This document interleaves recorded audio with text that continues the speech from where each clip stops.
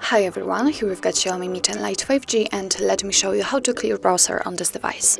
So first of all, let's open your browser. In my case it will be Google Chrome, so let's tap on it and let's choose this strange icon, but there should be the 3 dots icon. Now let's choose the history, and as you can see here we've got the list of previously visited websites. If you want to remove only one of it, then just tap on this X button right next to it, and as you can see it immediately disappears.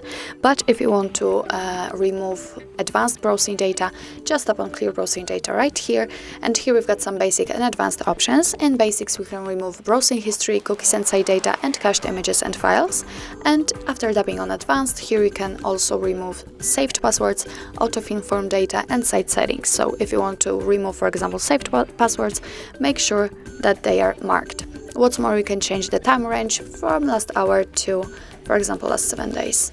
And if you are ready, tap on clear data simply, and as you can see, the history has been erased successfully. So that's all. This is how to clear browsing data in your Xiaomi Mi 10 Lite 5G. Thank you so much for watching. I hope that this video was helpful, and if it was, please hit the subscribe button and leave the thumbs up.